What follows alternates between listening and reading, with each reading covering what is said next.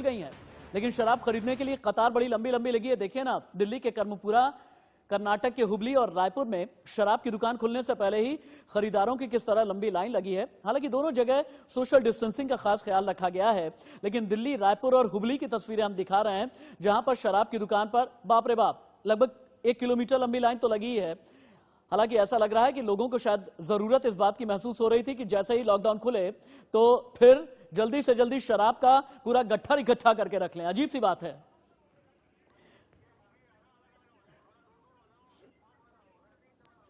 दिल्ली के पूरे देश के बहुत अंतर पड़ रहा है। दिल्ली की बात करें तो अप्रैल के महीने में पिछले साल हमारे पास में 3,500 करोड़ रुपए का रेवेन्यू कलेक्शन था, जो कि इस साल केवल 300-400 करोड़ रुपए के करीब हुआ है। कुछ भी नहीं है। और कोरोना के लॉकडाउन पर, खाने पर, ओवरऑल मेडिकल पर बहुत खर्च हुआ है, जो एक्स्ट्राऑर्डिनरी खर्च है। साथ साथ में जो सैलरीज हैं वो तो दी गई हैं, और हमने ये सुनिश्चित किया है कि हम सैलरी की कमी नहीं होने देंगे। हम इधर उधर से भी पैसा लेने की कोशिश कर रहे हैं, लेकिन नुकसान बहुत हुआ है। रेवेन्यू का नुकसान तो बहुत ज्यादा हुआ है इसमें। तो रेवेन्यू का कलेक्शन कैसे हो पाएगा? क्योंकि अब हम कहें तो छठे हफ्ते के पहले दिन की शुरुआत, अगर हम कहें पहले हफ्ते में पहले दिन की शुरुआत आज से हुई है, जिसमें लीकर शॉप्स, पान गुटके सभी खुल गए। लीकर शॉप पे देख रहे हैं कि अच्छी खासी भीड़ भी नजर आ रही है। तो क्या कितनी रेवेन्यू आने की चांसेस हैं इस लीकर और पान गुटके और तमाम चीजों से? नहीं, देखिए, लिकर पान गुटखे की बात नहीं है। बात यह है कि मार्केट को खुलना है। मुख्यमंत्री जी ने भी कहा है कि भाई अब हमें कोरोना के साथ जीना सीखना पड़ेगा।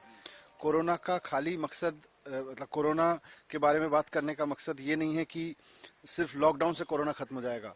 लॉकडाउन अवसर है तैयारी करने का, कि हम अपने अस्पतालों में तैयारी कर सकें, एक जन जागरूकता फैला सकें, लोगों के अंदर इसको लेके कंसर्न हो कि अगर हम कोरोना को समझेंगे नहीं, उसके बारे में अलर्ट नहीं रहेंगे, तो हम भी शिकार हो सकते हैं। लॉकडाउन ने वो हासिल किया है। लॉकडाउन ने कोरोना को फैलने से रोका है, लेकिन लॉकडाउन ने हर घर के चूल्हे की आंच को मंदा किया है। लॉकडाउन ने सिर्फ सरकार नहीं, हर मजदूर को परेशानी में डाला है, हर व्यापारी को परेशानी में डाला है। नौकरी पेशा लोग, हम चाहे जितना भी कहते रहें, कहीं सैलरी कम हुई है, कहीं अभी रुकी हुई हैं, कुछ ना कुछ असर उनके घर में भी पड़ा है, जिनको तनख्वाह सीधे सीधे मिलती थी। कई राज्यों में मैंने देखा सरकारों ने भी पैसे काटे हैं अपने कर्मचारियों के। तो इन सब को देखते हुए सिर्फ सरकार के रेवेन्यू के पॉइंट ऑफ व्यू से नहीं देख सकते हैं। हर घर का रेवेन्यू बिगड़ा है और सरकार का भी बिगड़ा है। अब इसको दुरुस्त करना है, तो इसको दुरुस्त करने के लिए कुछ कदम उठाने पड़ेंगे। इकोनॉमी को वापस लाने के लिए, कुछ जॉब्स नए क्रिएट करने के लिए, क्योंकि जॉब्स क्रिएट होंगे, लोगों के पास पैसा होगा, लोगों के पास काम होगा, तो निश्चित रूप से टैक्स भी आएगा। सरकार का रेवेन्यू एयर से नहीं आता है। सरकार का रेवेन्यू तब आता है जब लोगों के पास काम होता है, लोगों के पास में जॉब्स होते हैं, खर्च करने के लिए पैसा होता है। तो सरकार उसके लिए बहुत लोगों से बात कर रही है, और इसको आगे बढ़ाएंगे किसी न किसी रूप में। तो कैसे होगा? क्योंकि जिस हिसाब से अगर कहें दिल्ली के अंदर बोझा बहुत है। कहें तो सभी स्टेट के लोग यहाँ पे रहते हैं, डिमांड है, मजदूर अभी भी यहाँ पे रहते हैं।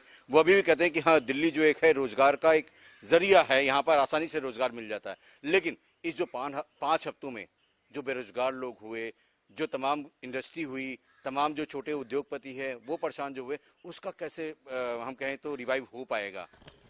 उम्मीद है कि पूरा रिवाइव होगा। इसीलिए भारत सरकार ने दिल्ली के मामले में जितनी भी छूट दी है, हमने उस सबको आज लागू किया है। और आज से दिल्ली में जो स्टैंड अलोन शॉप्स हैं, आसपास की दुकानें, कॉलोनी के आसपास जो बाजार होते हैं छोटे छोटे, उनकी दुकानें, लिकर शॉप्स, सारे ऑफिसेज, जो मार्केट्स हैं, बड़े बड़े नेहरू प्लेस जैसे मार्केट्स हैं, उनमें भी जो ऑफिसेज हैं वो सब खुलने शुरू हो जाएंगे।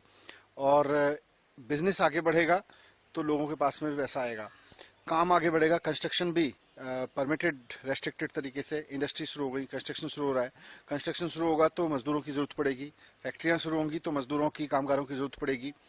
तो जो कामगार नाइट शेल्टर में बैठे हुए हैं या अपने घर पे बैठे हुए हैं, उनको भी काम मिलेगा। और आज मैं ये कहना चाहता हूं आपसे कि दिल्ली में जो आदमी काम की वजह से आया है वो दिल्ली वाला है। उसको हम ये नहीं मानते कि वो बिहार से है या वो झारखंड से है या वो केरल से, कहीं से भी हो, देश के, दुनिया के किसी भी कोने से आके दिल्ली में अगर कोई अपने काम की वजह से रह रहा है तो वो दिल्ली वाला है। और दिल्ली सरकार हर दिल्ली वाले के लिए काम कर रही है। दिल्ली सरकार जिम्मेदारी लेगी कि हर दिल्ली वाले को उसकी योजनाओं का फायदा मिले, और किसी को ये ना लगे कि मैं अपने घर वापस चला जाऊं, दिल्ली ही उसका घर है। और दिल्ली सरकार ने हर सहूलियत दी है। आज खुशी की बात यह है कि 5 हफ्ते के लॉकडाउन के बावजूद दिल्ली में खाने की कोई कमी नहीं हुई, राशन की कोई कमी नहीं हुई। हर आदमी को 2 वक्त का खाना, हर आदमी को घर पे का पेट भरने के लिए पर्याप्त राशन सरकार ने उपलब्ध कराया।